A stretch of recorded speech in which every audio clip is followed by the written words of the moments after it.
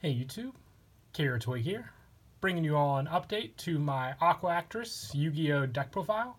It actually feels like it's been quite some time since the last update to my Aquaactress deck, and it's actually, after looking it up, it's been a couple years, and I've been wanting to do an update to this deck with all the different support we received, and just with the different ways you can run it in general. So let's go ahead and get started with the deck profile. For those of you that don't know, the Aqua Actress deck is based around just having a bunch of different Aqua Actress monsters, searching and special summoning, and then using the Aquarium spell cards to have different effects on the field as well. So for the Aqua Actress monsters, I run 3 Aqua Actress Guppy. This one is your special summon one. Once per turn, you can special summon 1 Aqua Actress monster from your hand.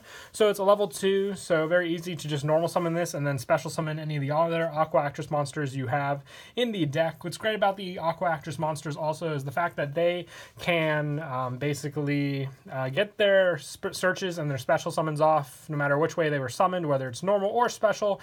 And it's also just a once per turn effect on the field, so you can reuse them after special summoning them again. So very versatile with the deck for sure.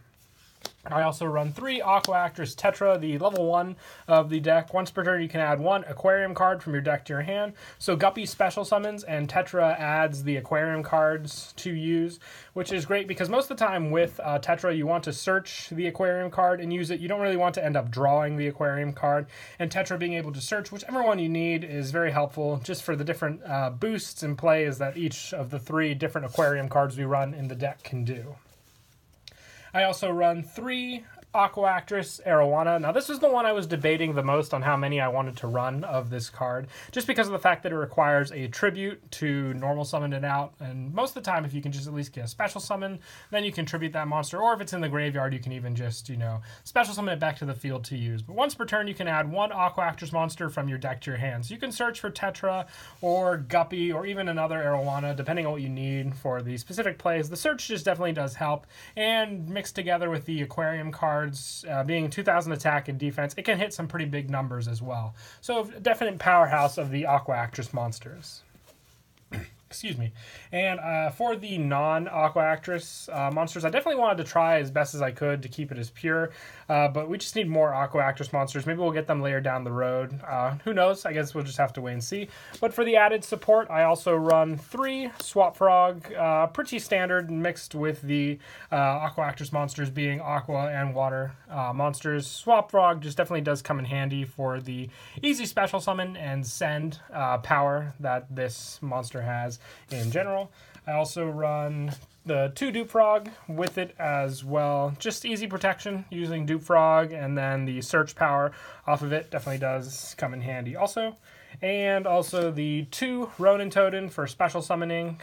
This card from the you basically can root from play 1 frog in your graveyard, except for Frog the Dram to special summon this card from your graveyard, which just easy special summoning for sure with this card. Definitely does come in handy. It can help with Arowana when you have this specialed out. If you need to tribute summon it, then you can just get your searches off there. The Frog engine in general with those 7 cards definitely just brings the deck together for added needed special summoning and just more monster support in general. I also run 3 of the barrier statue of the Torrent. This one, no monsters can be special summoned except for water monsters, which all the monsters we run in the main deck are water monsters, so this doesn't really limit you at all, but it can definitely shut down your opponent having this card on the field. It's also an aqua monster, which can come in handy, which we'll get to in a bit, but 3 of this definitely does help for sure. And I also run 2 Mother Grizzly, just a final add for the monsters. For the special summoning that this card can do, 1,500 or less attack. It can't search Arowana, but it can grab most of the other monsters in the deck. So being able to use the Aqua Actress monster effects after special summoning with Grizzly during your turn definitely does come in handy for sure. And that is it for the monsters. We'll now move on to the spells. For the Aquarium spells, I run 2 Aquarium. Sorry about the mispronunciation. Aquarium set. All water monsters you control gain 300 attack and defense, and all Aqua Actress monsters you control gain 300 attack and defense. If this card is sent from the field to the graveyard, you can target one Aqua-type monster in your graveyard, special summon it. Also, you cannot special summon monsters for the rest of this turn except Aqua monsters. You have plenty of Aqua monsters in this deck, including the frogs, the barrier statues, so not really too much of a limit there to what you can do. Just those easy special summonings with your Aquarium sets definitely do help, and the boost to all your water monsters and then an added extra boost to your Aqua Actress monsters definitely does come in handy with this card in general. I also use 2 Aquarium Stage. Water monsters you control cannot be destroyed by battle with a non-water monster, and Aqua Actress monsters you control are unaffected by your opponent's monster effects. If this card is sent from the field to the graveyard, you can target one Aqua-type monster in your graveyard, special summon it. Also, you cannot special summon monsters for the rest of this turn except for Aqua-type monsters. So this card really does come in handy just for the protection that it can lay on with your water monsters, and then the added extra monster effect protection for your Aqua Actress monsters. Just the added benefit to running all of those for sure. If you wanted to try out 3, this would be the only one I'd maybe run at 3, just for the extra protection. I would maybe take out one of the Arowanas for that option available to you, but that's just an option available to you if you did want to run 3. I'd like 2, and lastly 2 Aquarium Lightings of each of the Aqua Actress cards in the deck, just for, like I said, with the card Tetra. You have plenty of search options available to you in the deck to grab out the Aquarium cards. You don't want to open up too many of them, because if you don't have enough water monsters to use with the cards, then it becomes very dead hand wise in the deck, just with all the different ones you can use. And with that, moving on to Aquarium Lighting, if an Aqua Actress monster you control battles an opponent's monster during damage calculation, your battling monster's attack and defense each become double its current attack and defense during that damage calc only. And if this card is sent from the field to the graveyard, you can target one Aqua monster in your graveyard to special summon it, and you cannot special summon for the rest of the turn except for Aqua type monsters. So the double attack with your Aqua Actresses, depending on how big you make the monsters, you can definitely hit big numbers for sure with this card, and just them on the field in general, with all the other Aquarium cards working together as well. To mix in with some of the power, if you didn't want to run the Mother Grizzly engine because of the stage conflict that you can sometimes have, I like Grizzly because it has that search option available to you. But if you didn't want to run it, you can also try adding Wetlands in. It lowers your monster count, which I'm not a too big fan of, but it does give you that boost in attack for your Aqua monsters. So it's an added thought if you want to go that route or not. For additional spells, I run 2 Salvage. This just being able to add back some of your monsters definitely does help. You can get a good number of all of them in the deck, so 2 of these definitely does help for recycling. For special summoning cards, I run 1 for 1. This is great for getting Ronin Tonin in the graveyard, summoning out your Tetra, just for the fact that Tetra doesn't need to be normal or special summon, it's just a once per turn. So being able to get this out, use it to add the Aquarium, and then even just tribute the Tetra so you can get out your Arowana for another search, definitely does come in handy for sure with the 1 for 1.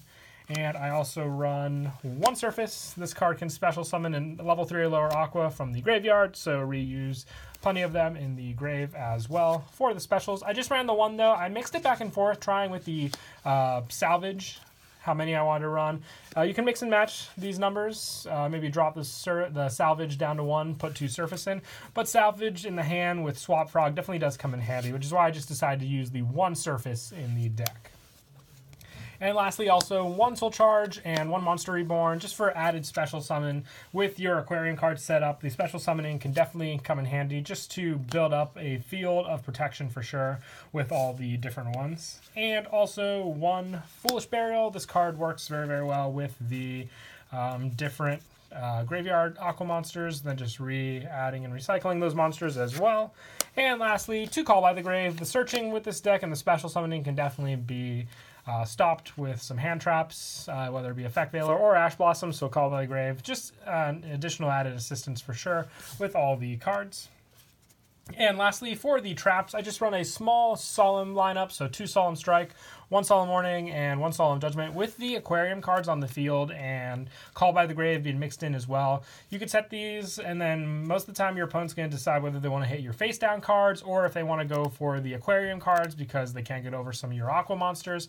So these will most likely, most of the time, might go unnoticed for your sets, and then you can activate them whenever your opponent tries to get out something bigger or summon something bigger against you. And that is it for the main deck. We'll now move on to the extra deck. I run 2 Miss Star Boys. This one's pretty simple with the deck being just 2 water monsters, bumping up all water monsters by 500 attack, and then having the search for a water monster in the graveyard. Plus, it's also an aqua monster, which is very helpful as well. Not limiting your special summoning from the extra deck with this card for sure. I also run 1 Link Haribo for the Tetra that you have in the deck. Being able to get into the graveyard with Link Haribo and then possibly special summon it back out is a very helpful play for sure. I also run 1 Nightmare Phoenix and 1 Nightmare Cerberus just for added special summoning effects for sure. Same goes for Underclock Taker and Akashic Magician. Just needing the same type with Akashic is definitely helpful for sure. I also run for the Link 3s 1 Topologic Trisbana and 1 Triple Burst Dragon. If you have Nightmare, I think it's Unicorn, you can run that instead of the Triple Burst if you have it, just for that option to go into. And lastly, for the Link 4s, 1 Saryuja and 1 Borolo, just for some bigger boss monsters if you do need them to get over some other pesky cards your opponent controls.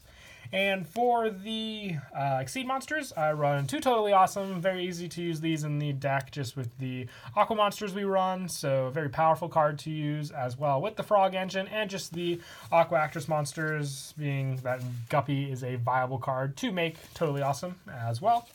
And also 1 Daigusto Phoenix. This can be a Sky Cavalry if you wish, or a Cat Shark, you name it, another rank 2. I like Daigusto Phoenix, but if you want more of a water option, then you can swap it out for, like I said, Cat Shark or something else. And then just 1 Abyss Dweller with the level 4 monsters we run. The water option also definitely does come in handy with this Exceed monster. But that is it for the deck profile. I hope you all enjoyed. It's definitely a fun deck that we got from Arc V, so definitely look into it if you're looking for a fun water deck to build. But that is it for the video. Until next time, please don't forget to leave a like and subscribe, and Kira Twig out.